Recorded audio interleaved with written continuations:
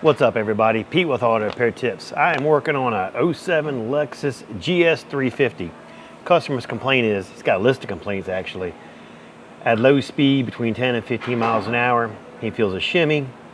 When he's stopping, he's hearing some brake noise, like a grinding, not really a grinding, but more like a squeaking sound. And the left rear door is hard to open. There's a story behind the brakes though. This guy's been here before, he's a friend of mine. When he bought the car about a year or so ago, they just put new brake pads on it. And he says ever since they installed the brake pads, he's heard squeaking sound. So we're gonna tackle the brakes first. We're gonna look and see what could be causing that squeaking. Maybe they just didn't seat right. All right, let's get into it.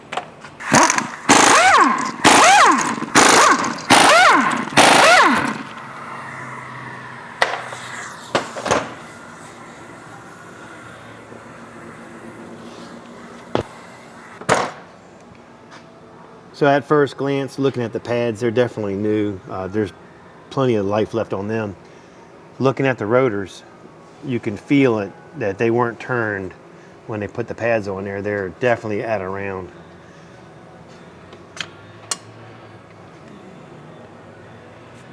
Let's look at those pads real quick. One of the things is when you're looking for a particular problem, you definitely just can't tear into it like a bat out of hell. You got to kind of take your time, pull things apart slowly, and kind of get a good eye what's going on.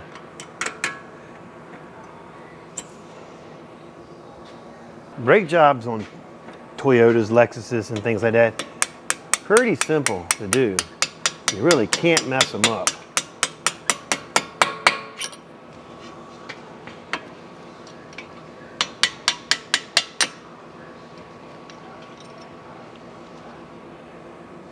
This hardware definitely don't look new.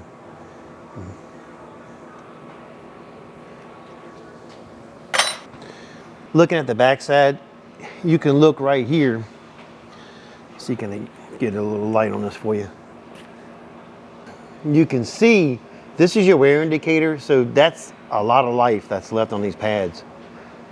But looking at it, it looks like they've, let's pull this front one out first. So looking at it, you can see this is a semi-metallic pad. I can see the metal in it. The calipers, they're definitely aluminum. I know that on most vehicles, you're not supposed to mix a semi-metallic pad with an aluminum rotor. The heat's not transferred correctly. Let me go look at some service data on this and let's see exactly what kind of pads they call for, because that could just very well be his problem. So looking at service data, I couldn't find exactly what I was looking for. I did find a TSB though on the front pads. We kind of read through that a little bit and they did change them a little bit. I called the dealer and checked the part number to what I found, and she pulled them off the shelf and she looked at them, and like I was figuring, absolutely not. These cars do not put semi-metallic pads on the front of these cars. You will end up with a brake squeal that won't go away. It's not gonna hurt nothing. You will stop, there'll be no issues, but you'll have that annoying sound. So I went ahead and ordered a set of pads from the dealer. I went aftermarket on the rotor. I do have a company, it's Dura Rallies, again, not a sponsor of the video, but they have a good set of rotors that I've had great luck with, and it is half the price, so that's gonna save the customer some money right there. We're gonna get them back here, we're gonna get them on the car, we'll go for our test drive and see do we eliminate that noise. Whenever you replace the rotor, you gotta remove the caliper. This caliper is held on with a 17.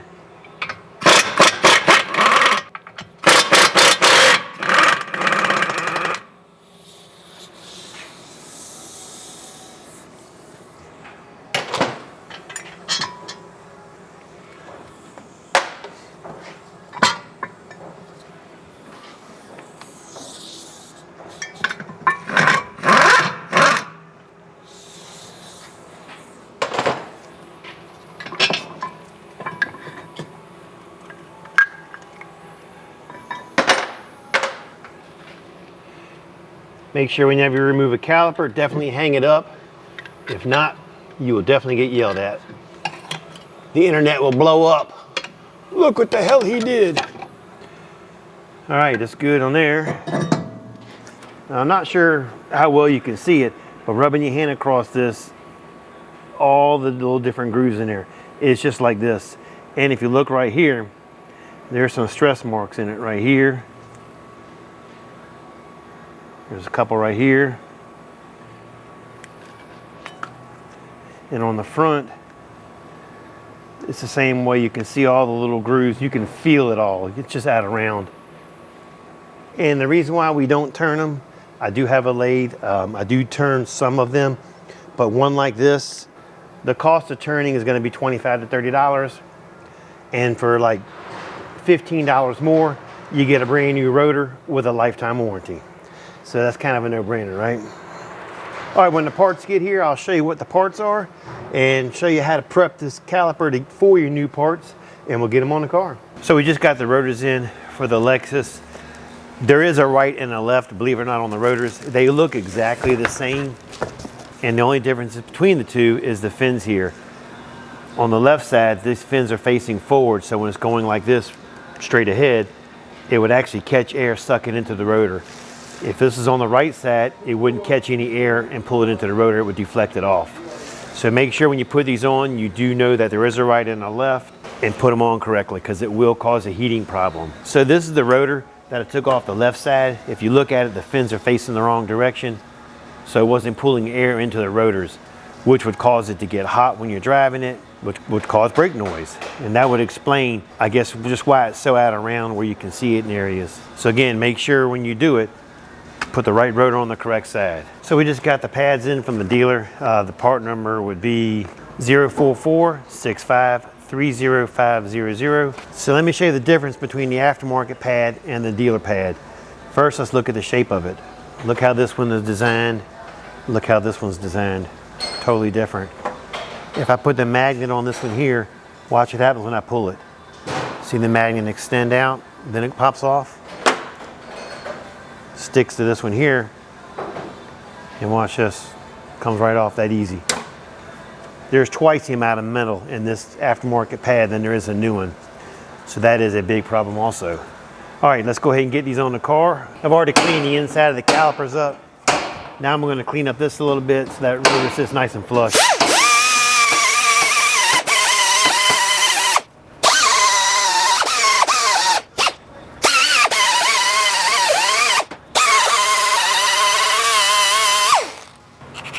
One thing about having a body shop at your disposal, you got all kinds of grit paper around here. I went and got an 80 grit paper just to get up inside here a little bit. I didn't want to take a chance in putting something in there and messing up the threads. I normally clean the coating off these, but this rotor did not have any coating on it. Next thing we're gonna do is go ahead and get the caliper on.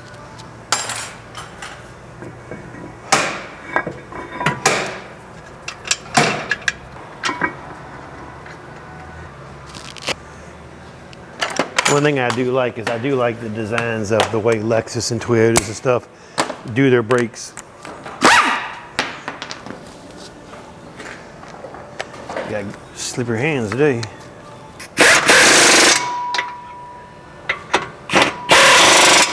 No, there's not a third bolt. Yesterday when I was taking it apart, not looking, I grabbed the wrong one and took it out.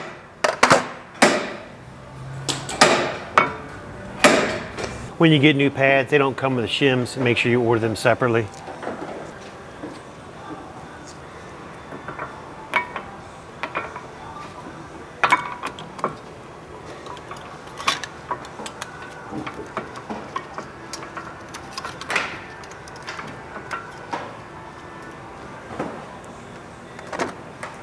Make sure you take a second and clean up the pin.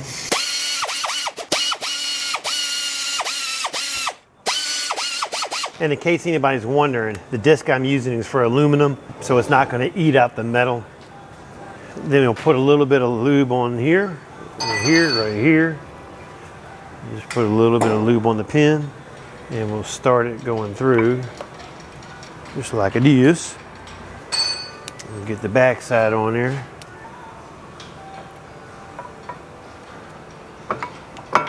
There's a plate that goes on the top side of the pads. Keeps pressure on the pads. Make sure you go back with that. Don't forget it.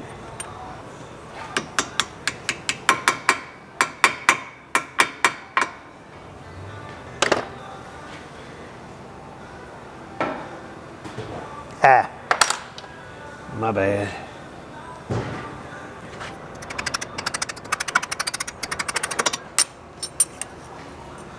So excited I got ahead of myself.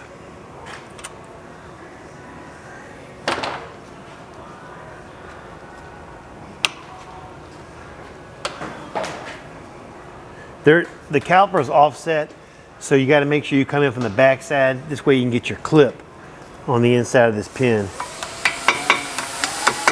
And don't forget the clip. That's the clip I'm talking about. It helps that pin stay in. It won't slide in and out. If you forget to put it in, it's very, that pin can slide out. So make sure you don't forget that clip.